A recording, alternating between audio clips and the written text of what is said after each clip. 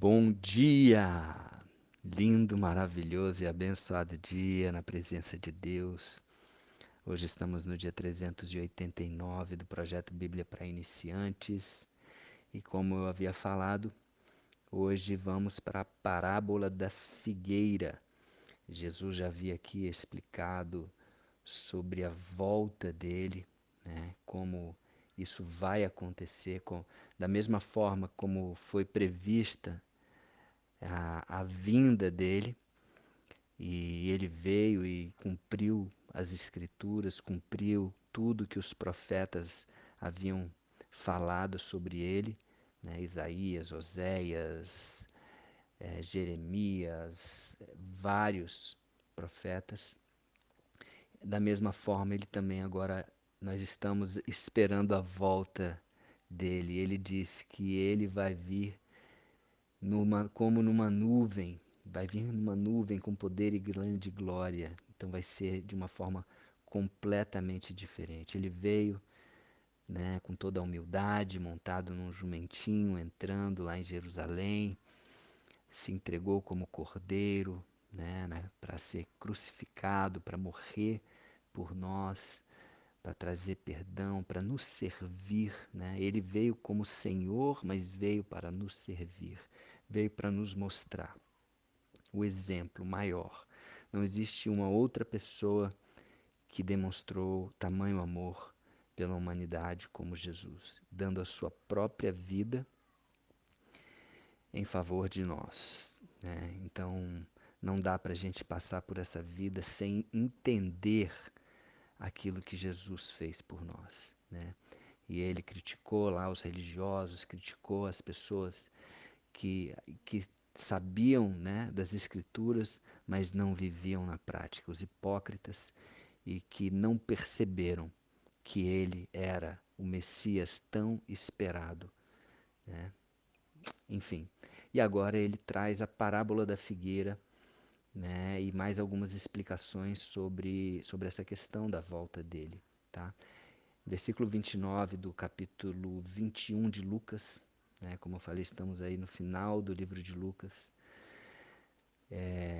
Ele diz o seguinte: a Bíblia diz o seguinte: ainda lhes propôs uma parábola. Jesus lhes propôs uma parábola, dizendo: vede a figueira e todas as árvores, quando começam a brotar, vendo-o, sabeis por vós mesmos que o verão está próximo.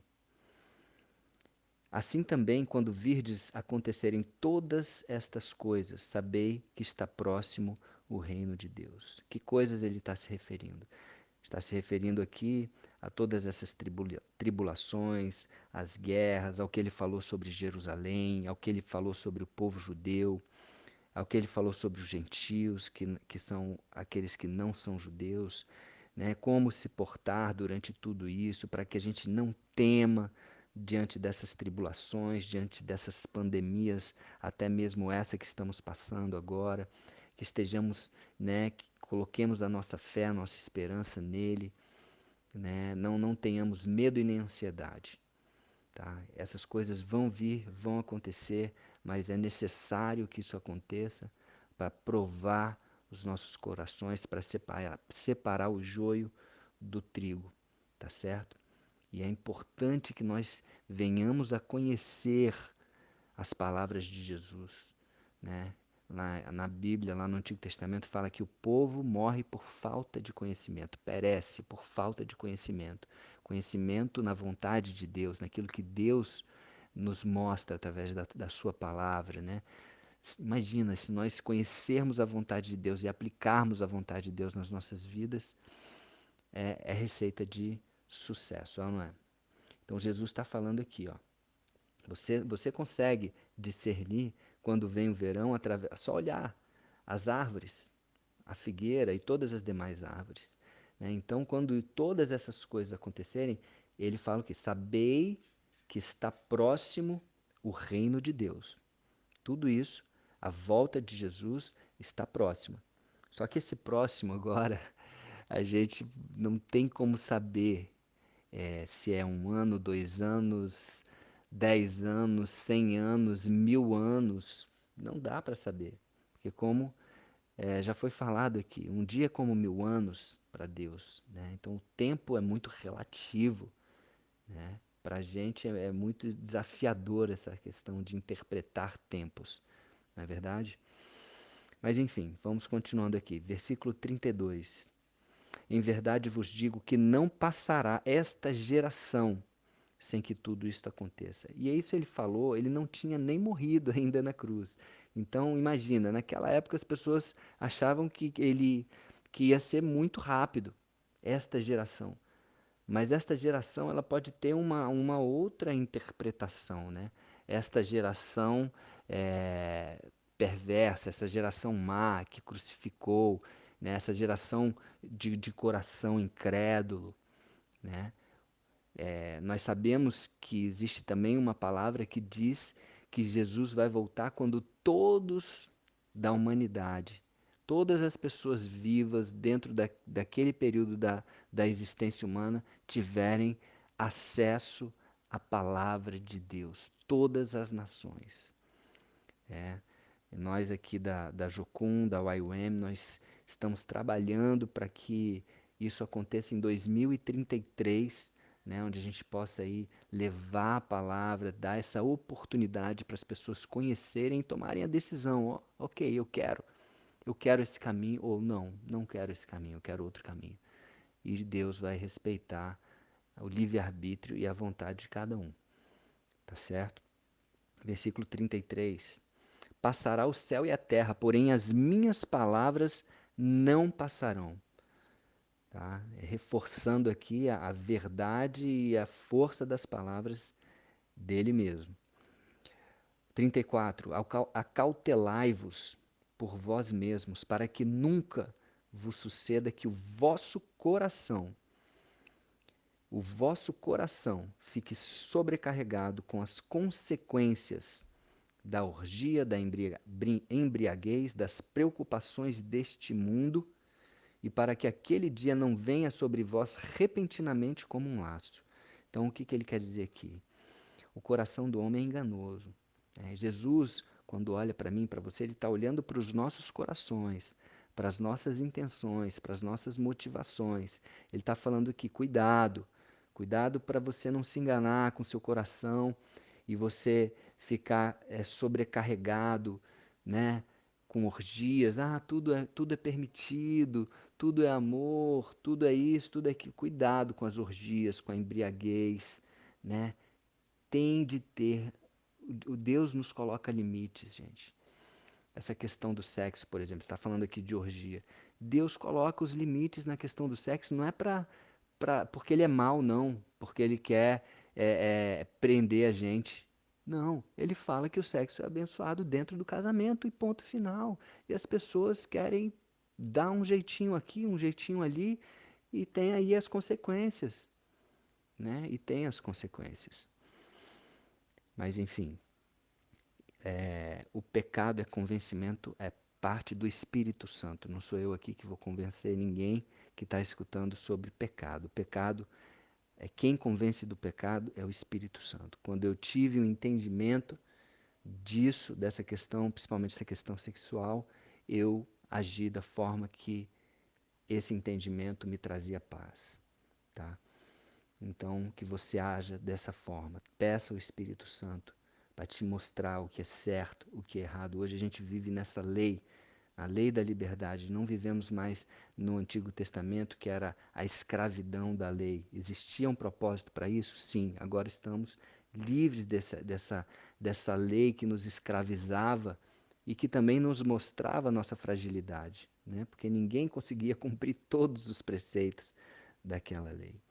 Mas enfim, esse nosso coração que Jesus está olhando para mim e para você, que ele não esteja sobrecarregado com as consequências. O que é consequência? Se você pratica algo errado, fora da lei, você vai ter uma consequência que é uma prisão ou um castigo ou uma punição, né? Como lá em Deuteronômio 28 fala sobre as maldições da desobediência, que na verdade a maldição, na verdade, é uma correção que Deus coloca, um castigo para que você volte a estar nos caminhos dele. Volte a ter relacionamento com ele. Tudo que é bom procede de Deus. Amém? E as preocupações do mundo, ele fala aqui. Cuidado com as preocupações desse mundo. Cuidado para não se apegar muito com as coisas materiais. Não estou dizendo aqui para que você tem que abrir mão de tudo, porque existem chamados, existem pessoas que são chamadas para tempo integral no ministério, como eu e minha esposa entendemos esse chamado para a nossa vida nesse momento agora, mas nem todos. Nem todos. Lembra lá do Antigo Testamento de 12 tribos, uma era chamada para isso, as outras 11 não, as outras 11 tinham outras coisas, mas cuidado para que essas preocupações elas não tomem o lugar de Deus na vida, na nossa vida, certo? E para que aquele dia não venha sobre nós, sobre vós, repentinamente. Então, que estejamos o quê? Vigiantes, que estejamos atentos. Tá certo? Versículo 35. Pois há de sobrevir a todos os que vivem sobre a face de toda a terra. Ninguém vai escapar. 36. Vigiai, pois, a todo momento, como eu acabei de falar. Vigiai, pois, a todo momento, orando, para que possais escapar de todas estas coisas que têm de suceder e estar em pé na presença do Filho do Homem. Quando ele fala escapar aqui, na verdade, ele fala de uma forma assim, escapar no sentido de não se atribular com isso, porque todos estarão sujeitos a isso. Né? É como Estevão, que foi apedrejado, eu gosto de dar esse exemplo, ele foi apedrejado porque ele estava falando de Jesus, foi o primeiro mártir, lá em Atos a gente tem esse exemplo. E ele estava ali super feliz, olhando, entregando a sua alma ali, vendo Jesus ao lado de Deus Pai e pedindo para Deus, perdoa eles, não impute-lhes esse pecado. Então é essa capacitação que vem através do Espírito Santo sobre as nossas vidas. Amém? E estar em pé, que nós estejamos em pé na presença do Filho do Homem. Quem é o Filho do Homem? Jesus. Jesus. E, fechando aqui, 37 e 38. Jesus ensinava todos os dias no templo, mas à noite, saindo, ia pousar no monte chamado das Oliveiras. Sempre Jesus separava esse momento para ter ele e Deus Pai orando. Se ele, como Jesus, como Deus, como Filho de Deus, tinha esses momentos de oração, é importante que eu e você também tenhamos. Ele fala aqui, orando. Então, vigiai e orai. E todo o povo madrugava para ir ter com ele, com Jesus, no templo, a fim de ouvi-lo. Quem não gostaria de ouvir Jesus?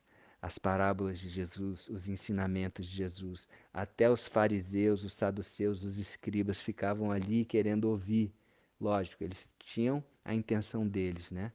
De matá-lo, de pegá-los, pegar Jesus em alguma falha, porque eles estavam com medo do que Jesus poderia representar, né? Uma ameaça para o poder deles, né? Aqueles que estavam usando a religião para extorquir pessoas. Isso eu não gosto nem de falar nisso, né? Mas isso é nojento, né? Você usar da religião para se aproveitar das pessoas. Mas enfim, todos nós queremos ouvir Jesus. Eu gosto de falar e repito aqui: não é religião que salva ninguém. É a intimidade, é o conhecimento de Jesus, é o conhecimento de Deus e a intimidade com o Espírito Santo que vai nos levar a viver uma vida abundante como Jesus prometeu para nós. Amém? Desculpa, hoje o áudio ficou um pouquinho maior do que o normal, mas fechamos aqui o capítulo 21 e vamos para o capítulo 22 no próximo dia do projeto. Um beijo no coração e tenha um dia maravilhoso e abençoado na presença de Deus. Qualquer dúvida, eu estou por aqui, pode entrar em contato.